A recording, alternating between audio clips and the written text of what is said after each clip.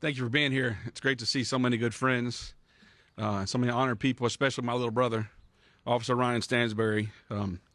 As all these men and women honor their family, Ryan, you honor ours, and I love you, and I just wanted to say that publicly.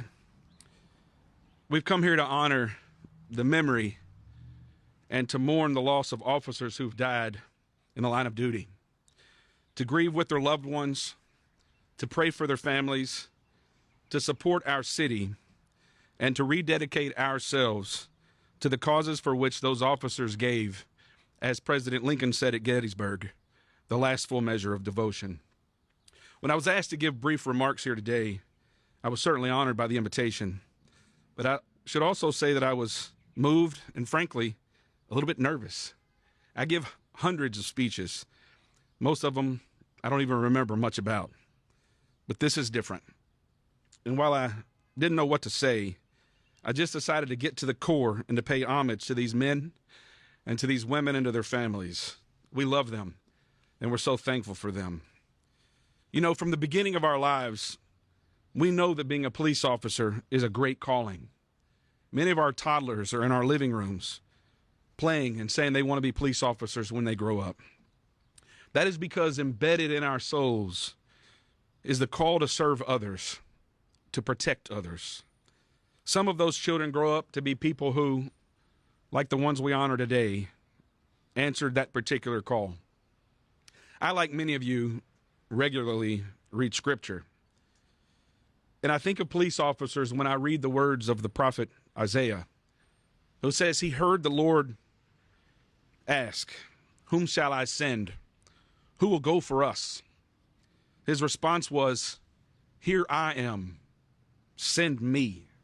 A powerful response. The men and women that we honor here this morning answered that call. They said, "Here I am. Send me. Send me into our broken families so I can bring calm. Send me onto our highways and our byways so I can keep order while people go about their daily lives. Send me toward the fire, the gunshots, the conflict, so I can bring peace and justice. Here I am. Send me." These fallen officers served their community, our community, and they loved it. For as Apostle John says, there is no greater love than a man who lays down his life for his friends. Their friends stretched clear across this city, and they put their lives on the line because they loved justice and they loved peace and they loved us, their friends. Because of these officers and many who share their values, we are a strong country, a strong commonwealth, and a very strong and great city.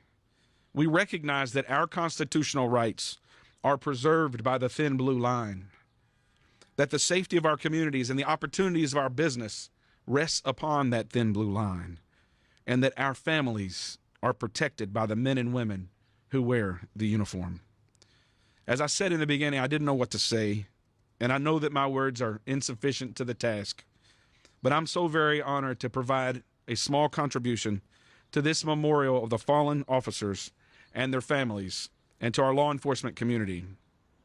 I want to say to these families that I know there's a grief that goes unspoken. At times, it seems to crush us, and it's too heavy to bear. But there is also a love that transcends and conquers all.